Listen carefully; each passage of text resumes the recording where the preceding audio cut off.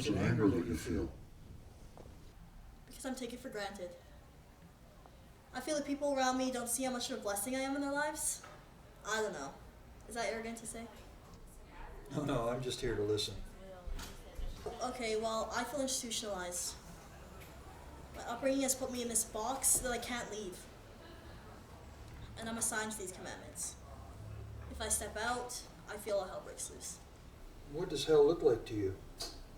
It's right now. Everything is controlled by chaos. How we move, eat, sleep, consume. I'm not trying to sound hopeless, but today's more dreadful than ever. Life today is an oxymoron, and I think that's okay. But there's too much bad, I think.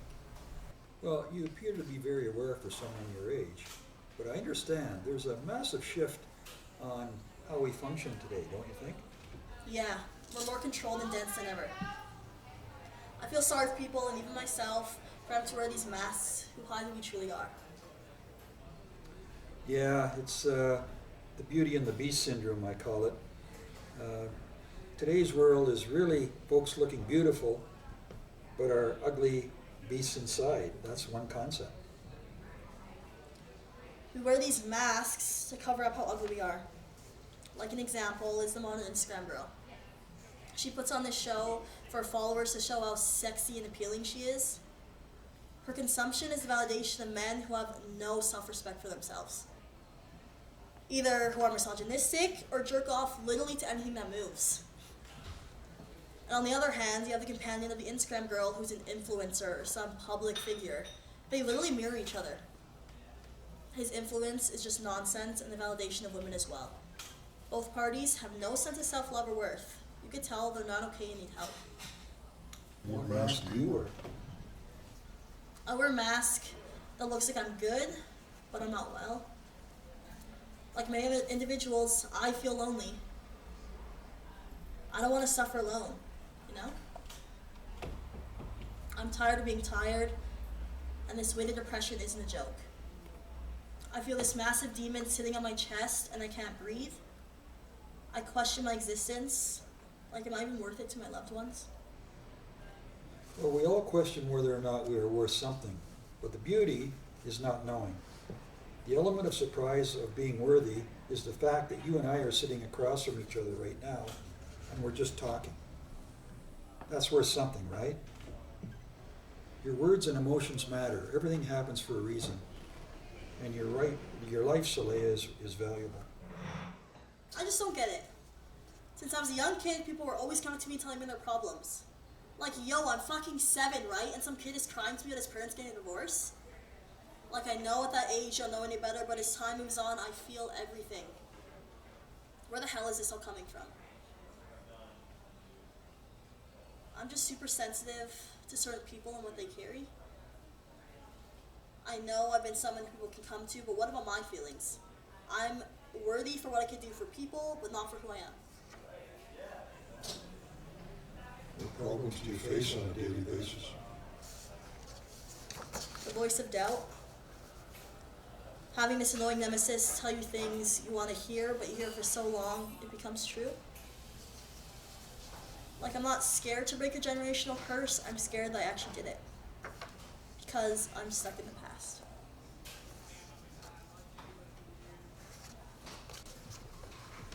What part of the past are you still hooked on? Lack of forgiveness. Maybe I'm too sensitive once again, but people who have wronged me have really fucked me up. I've lost friends over boys. I was molested when I was 14. Mother issues.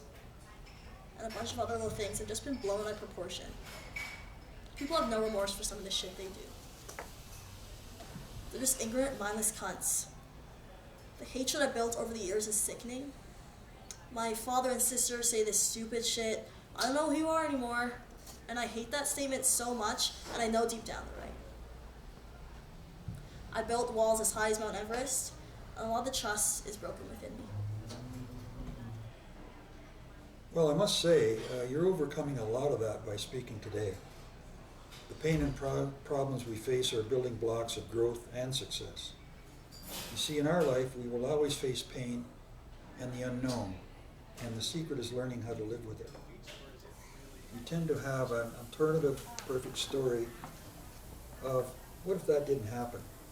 But if it really didn't happen, then there's no progress made in your character. You need your nemesis to bring the best out of you.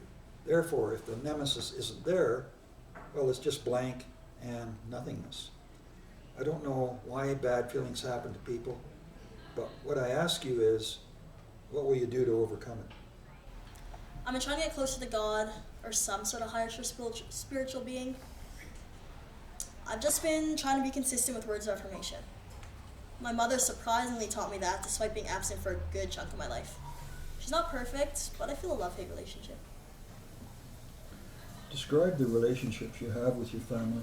My father and sister are annoying and crazy, but in the best loving way I could ask for. I've never seen someone work so hard to make sure their daughters are straight. I think every young man should aspire to be like him in a way. Maya, my younger sister, is 17 and an introvert at best. We're literally polar opposites, but complement each other in the best way. My mother is 41 years old and lives in Moose Jaw, Saskatchewan. I don't know what she does out there, but she seemed to be doing okay last time I checked. She abandoned us for some older pimp. She left me, my father, and my sister, and went on to live her own life as she didn't create to. How old were you when she left you guys? I was 6. I'd always envied a lot of girlfriends and the relationship with their mother. I'll hear my father cry and ask himself what went wrong when it came to picking the right lady in our lives. My mother would be in and out of our life, and when it came to visits, she was abusive and controlling.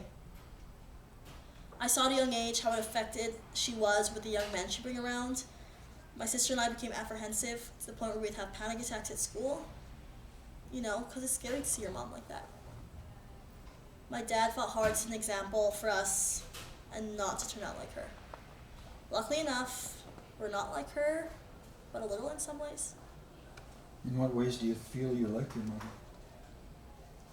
Addiction.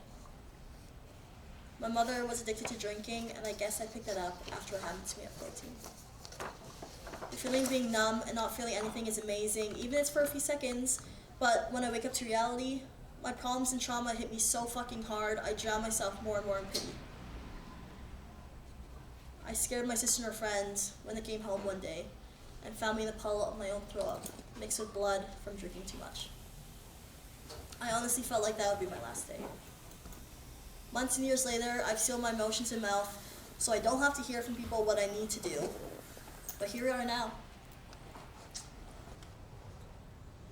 Yeah, well, I'm not here to tell you what you should do, but just have an open conversation with you and perhaps suggest some tools to assist you. What I can finish our session with is this. The great George Bernard Shaw said, life isn't about finding yourself, life is about creating yourself. You are worthy, Solaiya, to create the world and reality you want to live. That can be you giving into lust, or that could be, that might help temporarily, or just finding the courage and love to build. The universe reflects to you what you are. You must become who you seek to be. When you wake up and pray or mumble under your breath something positive or negative, that's a self-hypothesis. And the more of it we do, the more dramatically our life changes. So, I suggest that you work towards being what you want today. Excel hard, dream big, rewrite history, and redefine the position. You need to write a book, man. Just one step at a time, I guess. Yes, a new pursuit of happiness and mental wealth. That was really good. That was so good.